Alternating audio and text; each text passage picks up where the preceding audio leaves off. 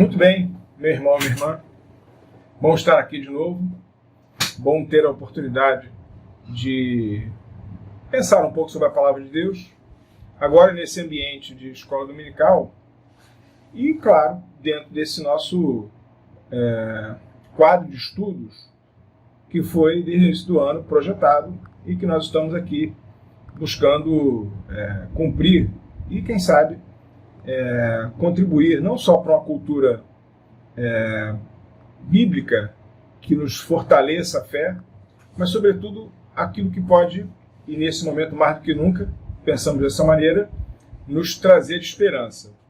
Nesse contexto que estamos vivendo, dos desafios que a modernidade se nos apresentam, eu quero agradecer a Deus, sobretudo, e a confiança e uma pitada, talvez, quem sabe, de irresponsabilidade das pessoas que me convidam para poder conversar sobre alguns aspectos da Bíblia Sagrada. No nosso ambiente de escola dominical, como já falei, e esse foi o estudo projetado desde o início do ano, nós estamos aqui tratando um pouco das questões oriundas do Pentateuco, com a perspectiva de pensarmos do paraíso até a Terra Prometida. E entre o paraíso e a Terra Prometida, nessa linha, nessa trajetória, nesse objetivo de caminhada do povo, nós encontramos exatamente no momento de pensar um pouco sobre o pacto que foi celebrado de Deus com o povo no Sinai. Eu, antes de qualquer coisa, eu queria elevar um pensamento de oração ao Senhor e depois fazer algumas considerações gerais sobre o texto e especificamente, porque esse é o nosso objetivo, eu queria tratar com você daquilo que está dito e das lições que podemos extrair dos já conhecidos 10 mandamentos do Decálogo. Vamos orar primeiro ao Senhor. Nosso Deus e Pai, é na compreensão de que o Teu Espírito, Senhor, conduz as coisas, de que a Tua boa mão está sempre nos envolvendo, é que nós nos colocamos aqui diante de Ti, como igreja, para viver, Senhor, na plenitude esse novo momento desafiador que temos diante de nós. A nossa prece, Pai, no sentido de recolher de Ti, Senhor, a Tua misericórdia, de nos apropriarmos da Tua graça, mas, sobretudo, nesse momento de escola dominical, a nossa prece, ó Pai, se dirige buscando, Senhor, as luzes do Teu Espírito. Que Ele, Senhor, que nunca nos tem faltado, uma vez mais, Senhor, amplie a capacidade do nosso entendimento, toque no nosso coração, que a nossa aproximação do texto possa ser feita de maneira racional, mas, sobretudo, ó Pai, que o Teu Espírito abra os olhos da fé, para que possamos, ó Pai, identificar na Tua palavra aquilo que Tu tens reservado para nós nesse encontro, que ela, além de cultura, além, ó Pai, de conhecimento, ela possa se transformar em vida, Senhor, colocada aos Teus pés. Fortalece, Senhor, a Tua igreja, fortalece a cada um de nós, e que a nossa fortaleza seja e esteja, Senhor, na Tua palavra. Abençoa-nos, Pai, nesse momento de escola dominical. É o que nós pedimos, no nome santo do Senhor Jesus. Amém, Senhor. Bom, feita essa abertura, e confiados na intercessão do Espírito do Senhor, nós queríamos, então, falar alguma coisa, conversar com os irmãos sobre essa trajetória do povo de Israel, desde lá do Egito, e nesse momento onde nós nos encontramos, daqui a pouco vamos tratar do texto especificamente, onde é o momento de conversar de forma séria sobre como é que essa relação vai ser construída. O momento onde o povo se encontra com Deus no Sinai e recebe os 10 mandamentos é um momento de discutir a relação. Vou dizer assim. É o momento de amadurecer aquelas experiências que foram construídas num instante de atuação direta, forte e decisiva do Senhor, e vimos isso no domingo passado, com a Lígia, quando a gente estava pensando sobre a Páscoa e sobre todos aqueles atos e fatos e capítulos que geraram a libertação do povo e culminaram com a Páscoa. O povo, então, ele sai e, dirigido por Moisés, se aventura, essa talvez seja a melhor expressão, para alguma coisa que não sabiam exatamente o que seria. Eu até fico, e são as considerações gerais que me permito fazer, eu até fico especulando se Deus dissesse assim para Moisés: Moisés, olha, eu te escolhi, você recebe essa missão, mas eu quero ser muito franco com você. Esse povo que você vai tirar do Egito, inclusive você, Moisés, não vão ver a terra prometida. E eu vou dizer uma coisa ainda. Você que vai ser aquele que vai centralizar a atuação de libertadora que pretendo fazer com o meu povo, a grande verdade é que quando eu libertar vocês e quando o Mar Vermelho for ultrapassado, vocês vão ter que enfrentar um deserto. E um deserto onde vocês vão entrar. Desta geração que entra no deserto, ninguém chega do outro lado, a não ser Josué e Caleb. E, meus irmãos e minhas irmãs, sem querer ir mais longe do que talvez fosse devido nessa minha primeira abordagem da questão, eu diria o seguinte: quando Josué chegou diante daquele espaço da terra que Deus havia entregue para o povo, Josué chegou, olhou para a terra e descobriu uma informação que era relevante e que nunca foi dita. Josué, é o seguinte: essa aqui é a terra, mas tem um negócio. Essa terra tem que ser conquistada, porque ela não está desocupada. E olha, você vai enfrentar alguns desafios que não são fáceis. Com certeza. É muito interessante isso, porque o povo que sai do cativeiro egípcio, ele ganha dois presentes, digamos assim, de Deus. Ele ganha o deserto e ele ganha o desafio de fazer prevalecer a palavra de Deus numa terra que já era ocupada. Eu quero, nesse primeiro momento, dizer o seguinte, que do paraíso ao Sinai, que é o momento onde o povo para no deserto para receber a lei e amadurecer, estruturar essa relação com o seu Deus, e veja, do Sinai até a Terra Prometida, não teve tempo fácil o povo de Deus, meus irmãos. Não teve tempo fácil. Não é verdade? Aquele povo que ficou 430 anos cativo, sabendo o sabor da escravidão, e recebendo lá todas as consequências de um povo que não tem voz e não tem vez. Gerações e gerações, gerações e gerações escravas. Aquele povo finalmente se liberta e ganha um deserto pela frente. 40 anos se passaram o povo andando no deserto. Aquela geração que saiu não chegou do outro lado. E daqueles que chegaram do outro lado, você talvez tenha essa impressão do que eu tenho, porque o povo que chega com Josué é um povo que nasceu no deserto. É um povo que nasceu no deserto, portanto, vou fazer aqui uma especulação, você fica à vontade de concordar ou não, como sempre. Talvez o mais velho ali, tirando Josué e Caleb, tivesse 40 anos, porque seriam aqueles recém-nascidos no momento em que o povo começou a andar no deserto. Aquela geração de jovens, aquele grupo de jovens que agora chega no final, ele não recebe a terra prometida de mão beijada. E eu queria, nesse momento tão significativo nosso, de dificuldades que a igreja tem vivenciado, você tem experimentado, eu também, não só no que tange ao isolamento e todos os perigos que a questão sanitária está a nos trazer, mas também a dificuldade, muitas vezes, de obter o pão de cada dia.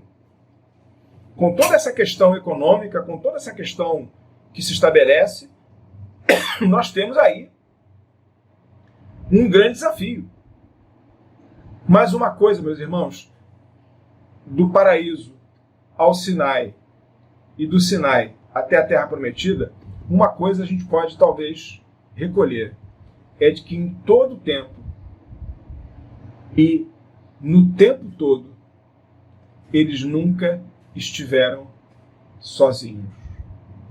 Seja no momento do cativeiro, o sofrimento não era pequeno, seja naquela miraculosa postura de salvação que receberam do Senhor, seja a liberdade conquistada e fossem as 4 décadas no deserto, e agora, quando chegam ao fim e ao cabo, na consumação dessa trajetória, diante de um contexto que vão ter que enfrentar um povo poderoso para chegar ao seu lugar, em todos os momentos, Deus estava com eles. E sabe, meus irmãos e minhas irmãs, eu queria aproveitar esse espaço de escola dominical, ainda que isso não seja diretamente o texto que iremos tratar, para dizer isso para você. Que nós estamos nos nossos cativeiros, às vezes enfrentando os nossos desertos, e quem sabe, diante de um povo mais poderoso. Assim como o povo de Israel. É a minha vida e a sua também. Mas a experiência do povo que obteve a vitória, ainda que com o suor no rosto e eventualmente o sangue nas mãos, ainda que o desafio não fosse de pequena estatura, não era. Mas o povo soube experimentar, com idas e vindas, com acertos e erros, como eu e você, mas ele soube experimentar um Deus que se fez companheiro, um Deus que se fez presente. E essa é a nossa experiência. Eu queria trazer essa palavra, mas quero, evidentemente, e é o que devo fazer, sem mais delongas, eu acho que tenho que falar daquilo que nos propusemos a falar, que é um pouco sobre essa aliança que Deus faz no Sinai. Bom,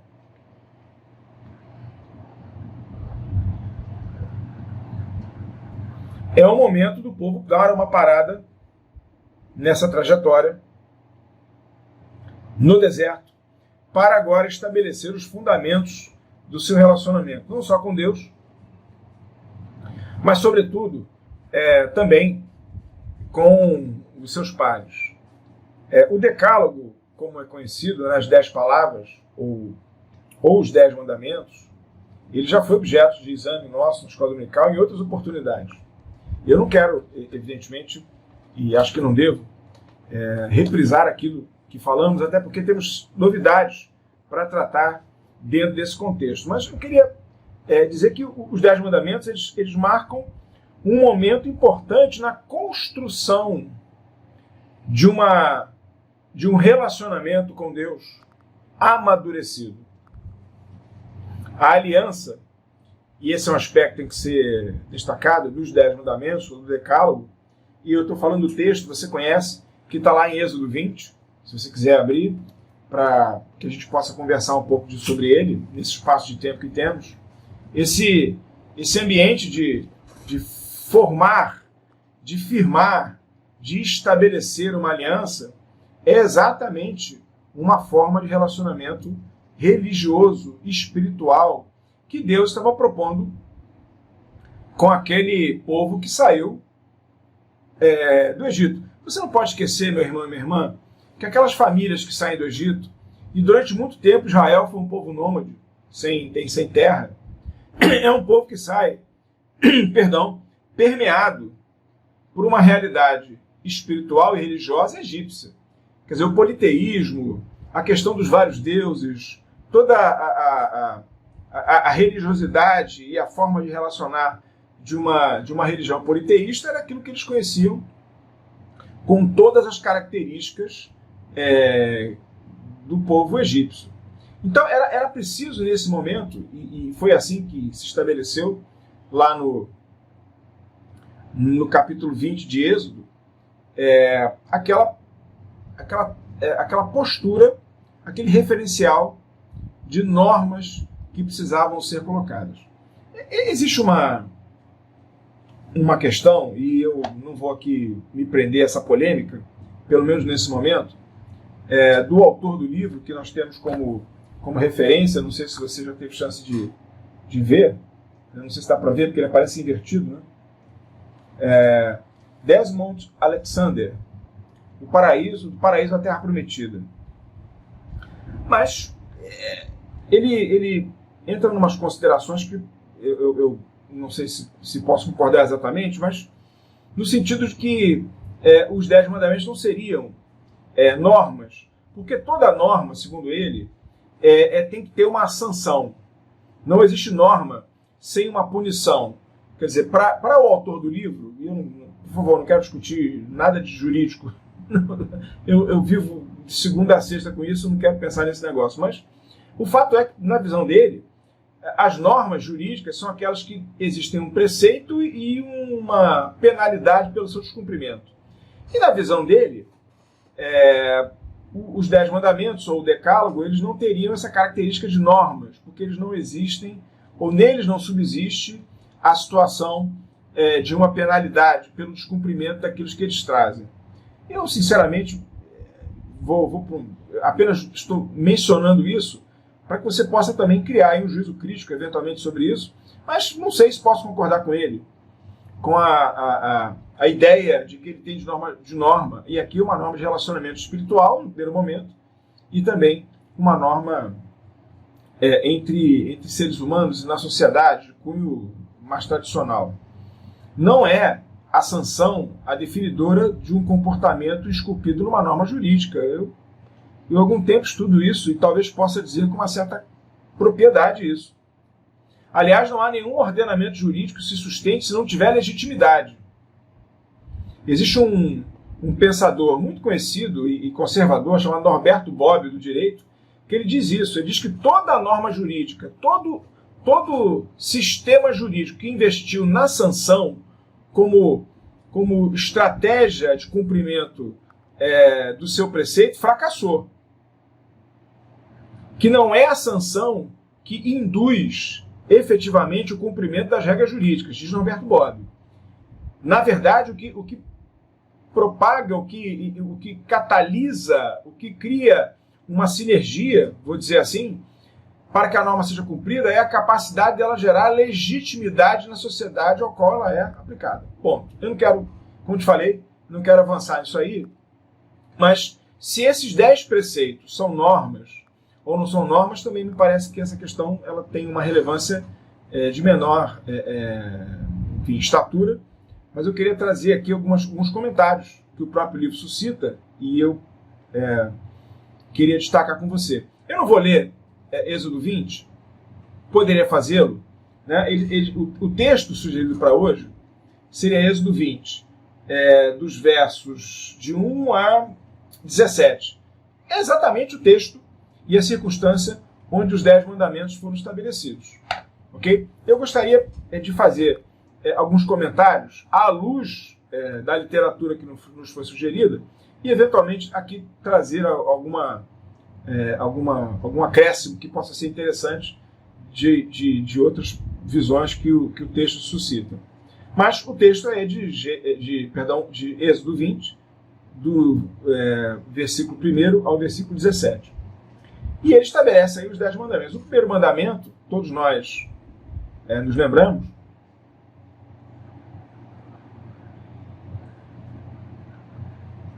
ele estabelece um mandamento que exige a exclusividade no culto ao Senhor. Não terás outros deuses diante de mim. Não terás outros deuses diante de mim. É uma ruptura naquela estrutura religiosa de um povo politeísta que viveu 430 anos no Egito. A gente está falando isso aqui, mas é complicado. você, de uma hora para outra, dá um boot no sistema, até porque esse sistema de computador talvez seja, eventualmente, tenha suas dificuldades, mas fazer uma metanoia, né, sociológica, digamos assim, mudar a sua forma de relacionamento com a divindade, não é alguma coisa fácil. Deus está dizendo, não terás outros deuses diante de mim. Eu sou o Senhor. Eu sou o Deus Criador de todas as coisas. Não terás outros deuses diante de mim. O relacionamento com Deus é exclusivo. E aí é aquela história de que Deus é santo. O que é santidade? É separação para uma determinada atividade. Adorar a Deus é santificar, é reconhecer que Deus ele está acima de todas as coisas. Não há outros deuses diante do Senhor. Ele é o Senhor Todo-Poderoso. Aliás, e aí a questão da idolatria, né? Nós muitas vezes nos lembramos daquilo que Calvino dizia, né? O nosso coração é uma fábrica de ídolos. Nós fabricamos vários ídolos. E talvez ídolos mais sofisticados do que naquele momento onde você tinha todo um panteão de deuses na cultura religiosa egípcia, ligados à questão da natureza, dos fenômenos que aconteciam, das pestes, etc. E sempre deuses que suscitavam um certo medo, um certo terror, né? E não temor. A verdade é essa. Deus vai dizer o seguinte, olha, eu sou o Deus único. Não tem outro. Então é preciso crer que no seu coração só tem espaço para uma adoração, que é a adoração a Deus. Ah, meus irmãos, como isso é difícil, né? Como isso é difícil.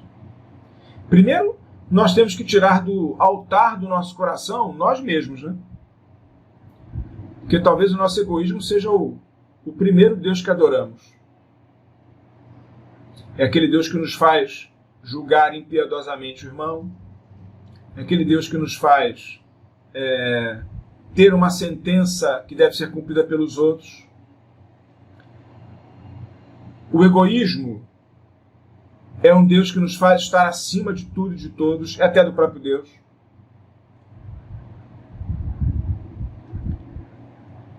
O poder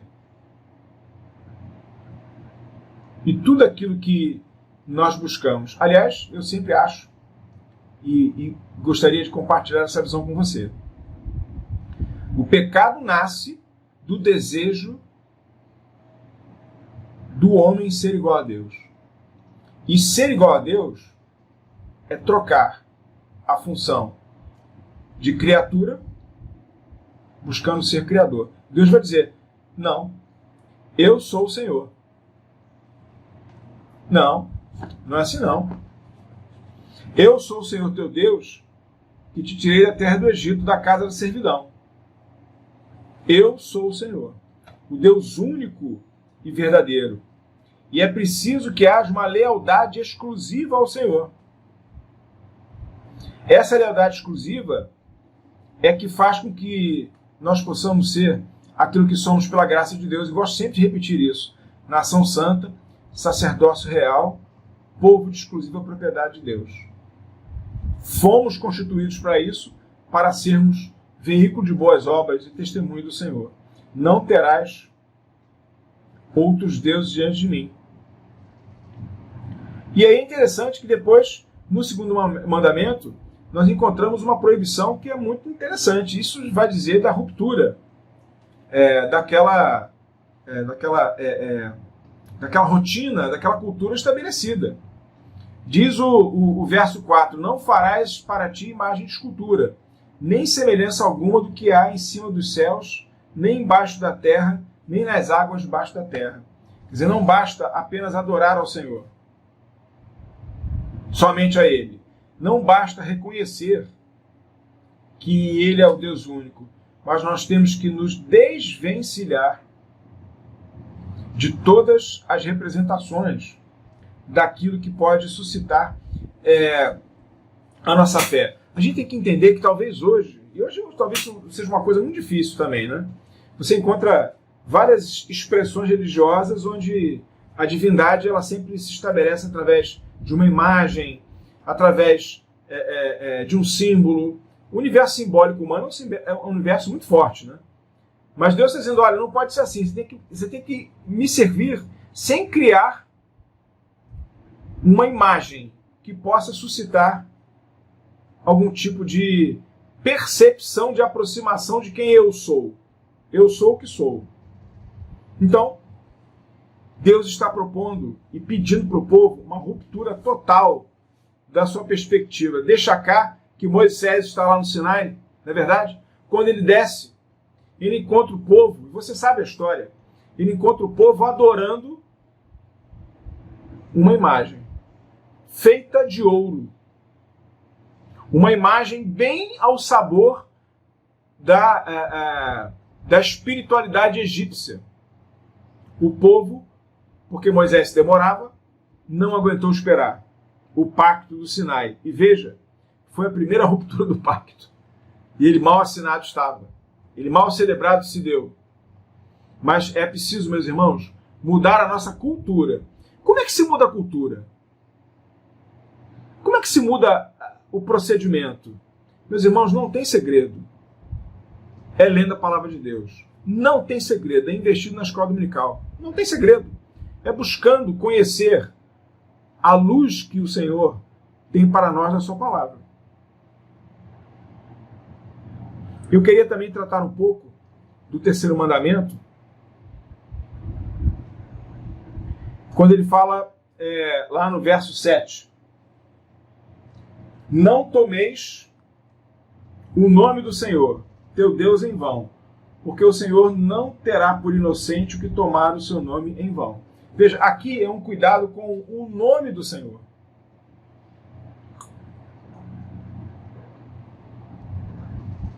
Nós poderíamos falar muito sobre isso. Mas, meus irmãos, usar o nome do Senhor em vão não é só banalizar a utilização do nome de Deus. O judeu, o israelita, ele é muito cioso desse negócio. Ele tem um medo danado de falar Deus, porque ele tem uma preocupação de não estar fazendo corretamente, utilizando o nome de Deus em vão. Ele poderia estar incorrendo na quebra desse mandamento. Então, é muito comum. Você vê que Mateus, por exemplo, ele não fala reino de Deus, ele fala reino dos céus. O judeu não gosta de falar o nome de Deus, ele fala o Senhor, Adonai. E por aí vai. Na hora do escriba, ele escreveu o tetragrama sagrado, ele tomava 7 banhos e trocava de roupa para poder escrever o nome de Deus. Isso tudo é bom, isso tudo, digamos, não é ruim. O problema é que honrar o nome de Deus é que é importante. Não tomar o nome de Deus em vão não é apenas uma alocução verbal, se é que eu posso me fazer entender. Não é apenas usar o nome de Deus em coisas que não são da estatura e da seriedade do Deus que estamos aqui servindo e cultuando, que é o nosso Salvador. Mas é preciso honrar o nome de Deus. Não é só a questão de imagens. É valorizar o nome de Deus. E você valoriza o nome de Deus, honra o nome de Deus, não é só falando, mas é procedendo, é vivendo. O quarto mandamento, que está nos versos de 8 a 11, ele fala da questão da preservação do sábado. Um dia para servir ao Senhor. Qual é a importância disso? É de você não se esquecer que a sua vida depende do Senhor. O escritor do livro, que é colocado como base para a nossa meditação, ele fala alguma coisa que eu achei interessante. Ele diz que, na verdade, o sábado é como se fosse uma circuncisão temporal. O sábado, na trajetória do povo de Israel, ele acabou sendo uma marca da presença de Deus para o povo. Uma marca de um espaço de tempo que você para, não que seja o único espaço de tempo, mas que é um espaço de tempo que é separado para demonstrar, para evidenciar de que Deus é o Senhor. Qualquer outra atividade, qualquer outra postura, de maneira diferenciada, levaria para uma distorção. E a ideia do sábado é como se fosse uma circuncisão, um símbolo dessa relação de um Deus que deve ser adorado dentro da dinâmica que é proposta na Aliança do Sinai.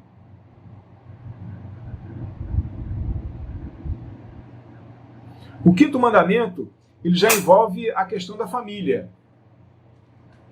Lá no verso 12. Honra teu pai e tua mãe, para que se prolonguem os teus dias na terra que o Senhor teu Deus te dá. A ideia do escritor do texto é de que, ao honrar pai e mãe, e existe toda uma estrutura de concepção de relacionamento com Deus aí. Porque pai e mãe seriam a representação familiar daquela autoridade que se reconhece em Deus. Então, cultuar, ou melhor, ter uma relação de respeito, de autoridade para com o pai e a mãe, é amadurecer com uma relação cultual com o próprio Deus. Qual é a ideia do texto que está proposto aqui? Se nós não reconhecemos a autoridade paterna e materna no seio familiar, nós temos desconstruído uma ideia de respeito, de adoração ao próprio Deus, na perspectiva de que nós somos representantes, quer dizer, o pai e a mãe seriam representantes dessa autoridade divina dentro do núcleo familiar. E aí é preciso lembrar aquilo que o Reverendo Cid nos diz quando estamos aí reunidos, até mesmo virtualmente, que na verdade papai e mamãe devem estar atentos e devem estar despertos de que nós somos referências, de que os nossos filhos estão olhando para o que nós fazemos. E essa situação toda é uma situação que faz com que você crie, já no núcleo familiar, uma certa direção e aproximação para com o nosso próprio Deus. O sexto mandamento, ele diz, não matarás. A ideia de não matar, e essa questão é muito polêmica, né? Eu estou falando dos 10 mandamentos numa aula só. Enfim, não tem como ampliar esse negócio. Mas a ideia contida aí é não assassinarás, digamos assim. Não mate as pessoas. O que implica dizer o seguinte: a morte ela contravém com a ideia de que é tolerável matar sem uma ideia que se tenha como legítima. Isso é uma polêmica danada. Eu confesso que tenho muita dificuldade nisso. E eu não quero me estender. Isso valeria uma aula de escola dominical. Porque, vejam, senhores e senhoritas, né? Irmãos e irmãs, vejam, Agostinho, por exemplo, ele defendia a ideia de guerra justa. O autor do livro diz que não matarás não se inclui a guerra justa, que é uma ideia que não é dele, é de Santo Agostinho. E também ele isenta aqui, ele retira daqui a pena de morte. O autor do livro, ele entende que a pena de morte não está vedada por esse mandamento não matarás. Eu, sinceramente, não concordo. Meus irmãos, minhas irmãs, é uma pena que nós, quer dizer, nesse aspecto, nós não estamos aqui podendo fazer um debate. Mas eu gostaria de conversar sobre esse tema. Mas a ideia, pelo menos, que nós podemos reter aqui, é de que não matarás, quer dizer o seguinte: é importante preservar a vida. É importante preservar a vida. E veja, minhas irmãs e meus irmãos, eu não quero discutir política, mas nós estamos aí vendo uma questão que é capital nesse sentido. Porque nós estamos vendo uma postura de política pública que eventualmente está nos empurrando para a morte. E é preciso que nós estejamos atentos ao que diz a palavra do Senhor, como crentes reformados e protestantes que somos. É uma pena, eu gostaria de discutir isso com vocês, né? Mas a ideia, não matarás, desculpem se eu exagerei trazendo aqui meu ponto de vista, né? Não matarás quer dizer, a vida é importante. Vamos investir na vida. Vamos preservar a vida. A ideia passa por essa compreensão. Já o 8º mandamento fala em não adulterarás. E o princípio aqui, meus irmãos e minhas irmãs, é de que na realidade da nossa vida deve haver uma palavra que anda faltando por aí. Deve haver uma postura que não anda sobrando nas prateleiras do mundo. Não. Que é aquilo que nós chamamos de lealdade. Lealdade. O que faz, meu irmão e minha irmã, o que nos mobiliza a sermos fiéis? E não é só o relacionamento conjugal, muito embora o texto fale dele. Fidelidade, minha irmã e meu irmão, fidelidade é lealdade construída numa relação de respeito e de amor. Quem ama e respeita ao seu Senhor é leal com o seu semelhante. Quem ama e respeita a Deus é leal na sua vida espiritual. Adultério, meus irmãos, é quebra de confiança, de lealdade, é distanciamento daquilo que nos faz sermos o que somos. Salvos pelo Senhor, porque nós somos salvos em amor e por amor. Acabamos de celebrar a Semana Santa. Acabamos de experimentar o espaço pascal, onde verificamos que a liberdade do Senhor nos deu, nos transportou do império das trevas e nos colocou no reino do Filho do seu amor. Lealdade, confiança e respeito entre um casal é símbolo daquilo que Deus nos tem dado. E é um mandamento estabelecido. Depois, o outro mandamento, não furtarás. O que meus irmãos, o que não furtarás pode dizer para mim e para você? Você vai dizer, o Eduardo, poxa, não vem com essa. Não furtarás, está claro, é verdade. Mas eu queria, talvez um pouco mais adiante, não sei. Não furtar, meus irmãos, é estar pleno com aquilo que Deus nos tem dado. Você lembra da oração do Pai Nosso? Você lembra? Como é que era a oração do Pai Nosso? Jesus nos ensinou a orar dizendo assim, Pai Nosso que está nos céus. Depois ele vai lá e diz assim, dá-nos o pão com queijo, mortadela de cada dia? Não. O que ele nos ensina é pedir o pão de cada dia. Aliás, o povo no deserto recebia o maná. Depois veio aquela questão das codornizes, não estavam mais aguentando, caramba, maná todo dia, não aguento. Como é que fica isso?